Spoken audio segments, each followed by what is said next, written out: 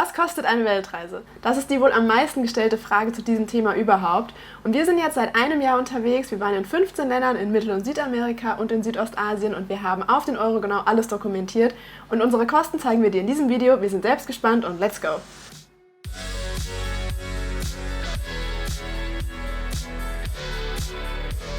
Wir reden hier von 12 Monaten durchgehend reisen, also nicht 3 Monate mal auf Bali chillen und nichts machen oder 6 Monate Work and Travel in Australien, sondern wirklich 12 Monate durchgehend, viele Aktivitäten, viel Transport, Länderwechsel, Kontinentwechsel, Flüge. Also das ist wirklich repräsentativ für 12 Monate Weltreise. Aber bevor wir zu den Gesamtkosten, Kosten pro Tag, Kosten pro Land und Kosten pro Kategorie kommen, wollen wir euch erstmal unsere Route zeigen, damit ihr wisst, wie die aussieht. Wir sind gestartet in Guatemala in Mittelamerika und sind dann nach El Salvador, Nicaragua, Costa Rica, Panama gereist. Dann ging es weiter in Südamerika mit Kolumbien, Peru und Bolivien. Und dann stand der große Kontinentwechsel an. Es ging rüber nach Südostasien und dort waren wir in Indonesien, in Singapur, in Malaysia, in Thailand, Vietnam, Laos und Kambodscha. Und hier sieht man schon, dass das eher günstige Reiseländer sind. Ich würde mal sagen, bis auf Costa Rica und Singapur sind alles eher typische Low-Budget-Destinationen. Und sowas wie Kanada, Japan, Australien, Neuseeland, so diese teureren Reiseländer, die waren für uns gar nicht im Budget. Wir beschränken uns hier wirklich auf die günstigeren Reiseländer und ein paar etwas teurere. Auch nochmal 2, 3 Worte zu unserem Reisestil, weil es ist natürlich auch wichtig für die Kosten einer Weltreise, wie man eigentlich reist.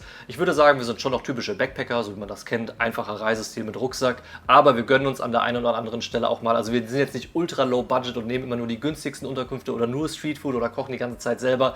Ich denke mal, das wird man beim Tagesbudget gleich sehen. Es geht mit Sicherheit auch günstiger als das. Jetzt haben wir aber genug geredet und kommen endlich mal zu unserem Tagesbudget. Also wir sind jetzt seit einem Jahr und 10 Tagen auf Weltreise, das sind 375 Tage.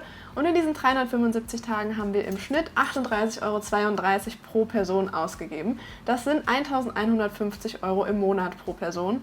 Jetzt könnt ihr uns ja mal sagen, findet ihr das viel, findet ihr das wenig oder wie viel gebt ihr denn so aus auf Weltreise, falls ihr auch unterwegs seid? Schreibt uns das mal in die Kommentare, denn das würde uns auf jeden Fall interessieren, wie das bei euch so aussieht. In dem Tagesbudget sind wirklich alle Kosten inkludiert, die hier so tagtäglich anfallen, mit 2 Ausnahmen. Erstens die Auslandskrankenversicherung und zweitens die internationalen Flüge.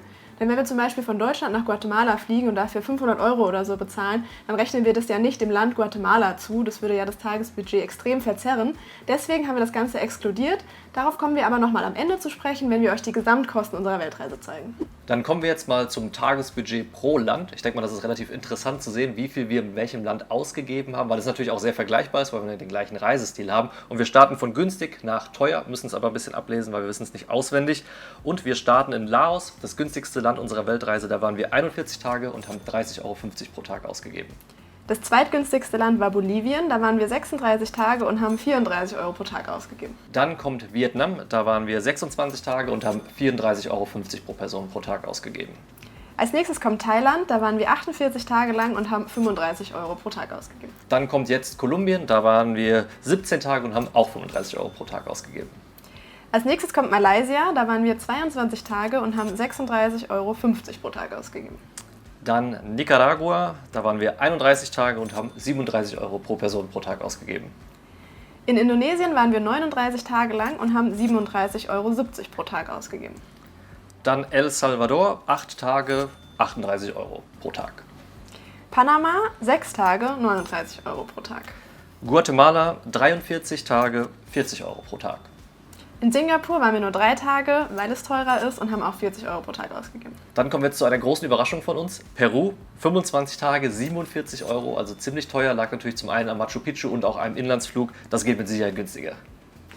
Dann unser zweiteuerstes Land, ehrlich gesagt auch eine Überraschung, war Kambodscha. Da waren wir 13 Tage lang und haben 48 € pro Person pro Tag ausgegeben. Also auch echt viel, gerade wenn man es mit den Nachbarländern vergleicht. Dann das teuerste Land unserer Weltreise, Costa Rica, 15 Tage, 56 € pro Person pro Tag, also mit Abstand das teuerste Land unserer Weltreise. Da hatten wir aber auch einen Mietwagen, den wir uns mit Freunden geteilt haben. Aber ja, das ist natürlich immer so, die Länder, in denen man kürzer ist, wie jetzt Kambodscha oder Costa Rica, 2 Wochen, da ist es natürlich dann proportional pro Tag ein bisschen teurer, als wenn man jetzt 6 Wochen in Laos ist. Aber grundsätzlich kann man sagen, Mittel- und Südamerika ist etwas teurer, natürlich auch abhängig von Land, als Südostasien. Gerade so Länder wie Laos oder Vietnam und auch Thailand sind wirklich unschlagbar vom Preis-Leistungs-Verhältnis her. Aber man muss sagen, man kriegt in allen Ländern wirklich viel für sein Geld geboten. Zum Tracken all unserer Ausgaben nutzen wir übrigens die App TravelSpend und da die kostenfreie Version und wir sind mega zufrieden damit.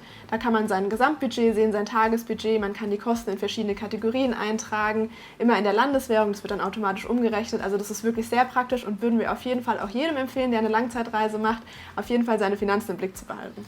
Und falls euch das Video bis hierhin gefallen hat, dann lasst uns gerne ein Like da, das hilft unserem Kanal richtig viel weiter. Und falls ihr mehr zum Thema Weltreise sehen wollt, solche Kostenaufstellungen, Vlogs, Länderguides, was auch immer, alles zum Thema Weltreise, dann abonniert gerne diesen Kanal. Und jetzt geht's weiter mit den Kosten pro Kategorie. Wir haben uns vor der Weltreise verschiedene Kategorien überlegt, die wir jetzt im Travel Spend seitdem auch nutzen und können daher auch mal alle Kosten pro Kategorie nennen. Das ist mit Sicherheit auch ganz interessant, dass man so sieht, wie viel hat man in einem Jahr für Essen, Internet, Wäsche und was auch immer ausgegeben. Und wir starten mit der Kategorie Essen, was eigentlich bei uns fast immer die teuerste ist. Also da ist auf jeden Fall viel Sparpotenzial vorhanden. Da haben wir in 375 Tagen 4.882 Euro ausgegeben. Das sind pro Tag 13 Euro für Essen. Also ich glaube, wir sind richtige Vielfraße. Gerade wenn wir Besuch von Freunden haben, die teilen sich so eine Portion und wir essen so jeder eine Portion, noch einen Nachtisch dazu und so weiter. Noch ein Getränk und Alkohol und Feiern und so weiter ist da auch dabei. Das kommt jetzt nicht so regelmäßig vor, aber gehört auch dazu. Also da kann man echt sparen. Ja, definitiv. Die nächste Kategorie ist Unterkünfte und dafür haben wir pro Person über den gesamten Zeitraum 4.151 Euro bezahlt. Das sind 11 Euro pro Person pro Nacht und ich glaube, das ist auch ein ganz guter Richtwert. So 20, 22 Euro für ein Doppelzimmer, immer mit eigenem Bad und Klimaanlage, kann man insgesamt so, glaube ich, als Richtwert nehmen für die Weltreise. Dann kommen wir zur Kategorie Transport. Da haben wir 2.328 Euro pro Person ausgegeben, was 6,20 Euro pro Tag sind. Also da sind alle Transporte inkludiert, alle Busfahrten, Vanfahrten, Tuk-Tuk, Taxi, alles was dazugehört. Aber auch 3 Inlandsflüge in Kolumbien, Peru und Indonesien. Für Aktivitäten haben wir 1.674 Euro pro Person gezahlt und das sind 4,50 Euro pro Tag. Ich glaube, daran kann man sehen, dass wir schon auch relativ viel so unternommen haben. Also wenn wir Lust haben auf Aktivitäten, dann machen wir die auch immer und da waren auch echt viele coole Sachen dabei. Dann haben wir eine Kategorie, die haben wir unter Verschiedenes zusammengefasst. Das sind in erster Linie Sprachkurse für Spanisch, die wir am Anfang der Weltreise gemacht haben. Einmal 2 Wochen in Guatemala und dann nochmal eine Woche in León in Nicaragua. Sonst sind dabei auch Gymbesuche, die in letzter Zeit zum Glück wieder etwas häufiger sind. Sonst Friseurtermine, Massage, Mückenspray, Sonnencreme und so ein paar andere Kleinigkeiten. Für Visa haben wir insgesamt 222 Euro pro Person bezahlt. Für Internet, also mobile Daten und SIM-Karten, 203 Euro über ein Jahr gerechnet. Das sind pro Monat 16 Euro pro Person. Für Wäsche haben wir 171 Euro pro Person bezahlt und wir sind ja nur mit Handgepäck unterwegs. Das heißt, wir haben jetzt nicht allzu viele Klamotten dabei und müssen ein bisschen öfter waschen gehen, aber ich glaube, es ist trotzdem okay. Für Bargeldabhebung haben wir 115 Euro pro Person bezahlt. Auch wenn wir eine kostenlose Reisekreditkarte von Barclays haben, wo keine zusätzlichen Gebühren anfallen, erheben manche Länder oder auch Banken extra Gebühren für Bargeldabhebung. Zum Beispiel hier in Thailand muss man, glaube ich, 5 oder 6 Euro für jede Abhebung zahlen. Das summiert sich natürlich, das heißt 115 Euro einfach nur, um an Cash zu kommen. Und zu guter Letzt haben wir noch die Kategorie Shopping. Dafür haben wir 76 Euro pro Person bezahlt. Jetzt kommen wir nochmal zurück zu den internationalen Flügen und der Auslandskrankenversicherung. Das hatten wir ja am Anfang des Videos gesagt, dass wir das im Tagesbudget nicht berücksichtigen, aber natürlich bei den Gesamtkosten der Weltreise. Also für internationale Flüge haben wir 2.256 Euro ausgegeben. Das waren 9 internationale Flüge, davon auch ein paar kürzere, Singapur, hier, Indonesien und so weiter. Aber es summiert sich natürlich.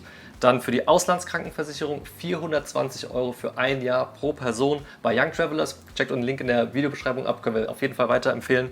Und haben einen Covid-Test gebraucht, noch am Anfang der Reise, um die Einreise nach Nicaragua zu realisieren, haben wir einen Test in El Salvador gemacht, der hat 86 Euro gekostet. Das zusammen, diese Kategorie internationale Flüge, Auslandskrankenversicherung und Covid-Test sind 2.762 Euro. Diese 2.762 Euro addieren wir jetzt mit dem Tagesbudget, hochgerechnet auf 375 Tage, das sind 14.370 Euro und das zusammen addiert ergibt jetzt die Gesamtkosten für ein Jahr Weltreise 17.132 Euro für ein Jahr Weltreise. Das ist ehrlicherweise etwas mehr, als wir gedacht haben. Wir hatten so mit Pi mal Daumen 16.000 Euro kalkuliert. Jetzt sind es im Endeffekt knapp über 17.000 geworden, was, glaube ich, in erster Linie an den Flugpreisen gelegen hat, die ein bisschen teurer waren als gedacht. Eine Sache, die wir auf jeden Fall noch dazu sagen müssen, ist, es gibt auch ein paar Kosten, die wir noch hatten, die wir komplett exkludiert haben. Die sind jetzt überhaupt nicht vorgekommen in dieser Rechnung, weil sie absolut nichts mit der Weltreise zu tun haben. Das sind zum Beispiel technikbezogene Sachen, also wenn wir zum Beispiel ein neues Objektiv gekauft haben oder wenn wir Freunden oder Familie zu Weihnachten oder Geburtstag Geschenke gekauft haben oder solche Sachen, die nichts mit der Reise zu tun haben, das kommt dann hier gar nicht vor. Für uns war es auf jeden Fall interessant zu sehen, wie viel Geld wir insgesamt ausgegeben haben und auch wie viel Geld es pro Kategorie und pro Land war.